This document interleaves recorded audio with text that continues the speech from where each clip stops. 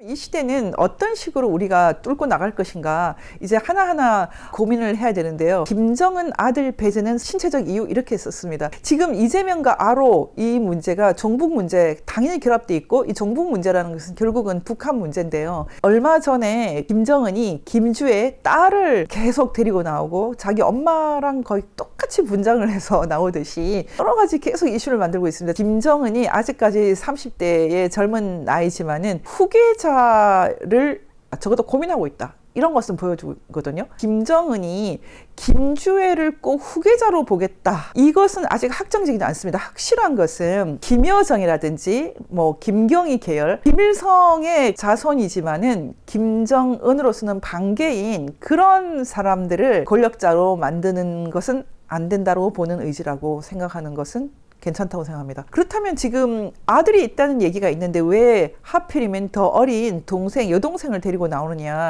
일설에 따르면은 아들이 선천적인 장애를 갖고 있다고 합니다. 다운 증후군 같은 그런 장애를 갖고 있어서 실제로 어떻게 해도 통치 능력이 없기 때문에 딸을 데리고 나왔다 이런 얘기가 있습니다. 검증이 앞으로 돼야 되겠지만 일단 가능성이 있는 얘기입니다. 그렇다면 아들이 신체적으로 안 되기 때문에 딸 주애를 데리고 나와서 일단 그 후계 문제에 대한 선을 긋는다. 이렇게 해석이 될 수 있는데요. 근데 이 문제가 왜 중요하냐면은 북한이라는 나라는 이미 공산주의, 사회주의, 일반적인 그 권력 구조를 가지고 있는 그런 곳이 아니라는 것. 다시 말하면 북한이라는 체제가 21세기에 우리가 보기에 너무 이색적인 체제인데 그럼에도 불구하고 이 김일성, 김정일, 김정은 체제를 권력이 공고화된 하나의 국제사회에서 인정을 받을 만한 체제라고 보고 우리가 존중을 하겠다. 이런 입장이 지금 대한민국의 대세로 굳혀지고 있다는 것이죠. 쉽게 말해서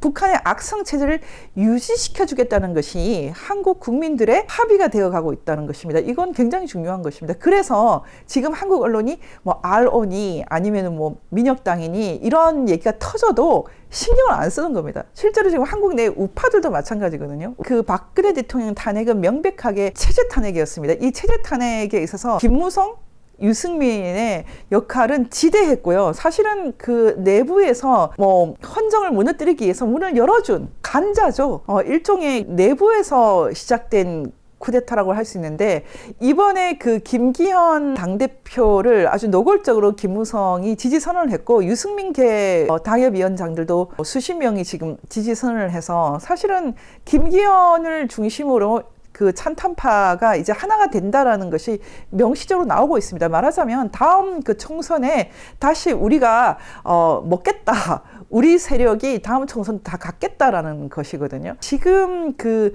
김기현, 윤석열, 김무성, 유승민, 이준석도 포함됩니다. 결국은 이들은 다 하나가 된다라는 것인데요. 제가 지난번에 말씀드릴 때 좀 불가피한 면이 있다. 김기현이 거의 확정적으로 특히 모바일 투표를 하는 이상은 다른 방법이 없을 정도로 절망적이다. 그럼에도 불구하고 우리가 아주 작은 구멍 하나씩을 만들어 나간다. 이런 자세로 일단 1948년 헌법체제를 지키기 위한 정통 우파 세력을 구축하고 한 발 한 발 뚜벅뚜벅 걸어 나가는 것이 필요하다. 그래서 제가 일단은 황교안 대표를 밀어주는 것이 필요하다. 이대로 가면 결선 투표를 다시 하는 것이 거의 확실하고 결선 투표에서 김기현, 안철수 이렇게 붙게 된다면은 누구를 택할 것인가는 별로 고민할 필요가 없겠죠. 어쨌든 근데 이 과정을 통해서 이미 다음 총선 공천 배틀에 이미 들어와 있다.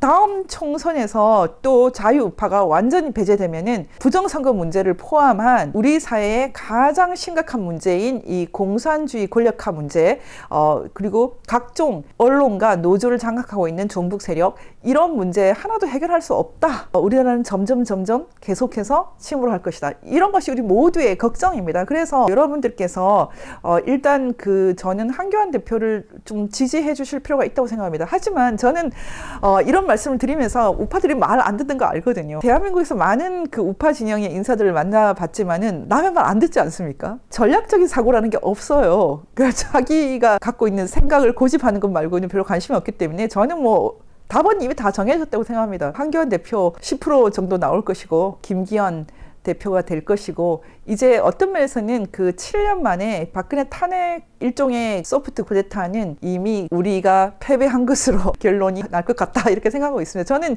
한국의 우파 진영이 되게 현명하고 정말로 이 단합이 잘 된다면은 어두운 시대를 빨리 마무리하겠지만 제가 만나본 그 우파 진영의 인사들은 기본적으로 너무 남의 말도 안 듣고 남이 잘 되는 것을 못 봅니다. 적과 싸우다가도 대부분 아주 열심히 싸울 때는 다 내부인들하고 싸우고 있거든요. 이게 뭐 우리 현실이니까 답은 잘 안 보이지만 상황은 그렇게 돼 있다. 여러분이 이해했으면 좋겠습니다. 다시 말하면 지금 김정은이 4대 세습까지 가겠다라고 나올 때 한국에 있는 사람들이 그러든지 말든지 북한 사람들도 자유를 가져야 된다. 뭐 이런 먹고 살아야 된다. 이 정도 생각도 안 합니다. 대한민국이 굉장히 이제 악성 에피스테메로 패러다임으로 뭉쳤다고 생각을 합니다. 제가 너무 비관적입니까? 이 비관적인 것 속에서도 저희같이 결코 포기하지 않는 사람들이 꽤 있기 때문에 끝이 아닙니다. 대신 천천히 가는 것입니다. 북한은 북한대로 4대 세습으로 가겠다고 하고 남쪽에 있는 이 대한민국 사람들은 나만 잘 먹고 잘 살게 되면 되기 때문에 그러든지 말든지 이 상황에서 지금 이런 다키스트 에이지 가장 어두운 시대가 펼쳐져 있고 더 이상 아이들이 행복하지 않은 그런 나라 한반도로 지금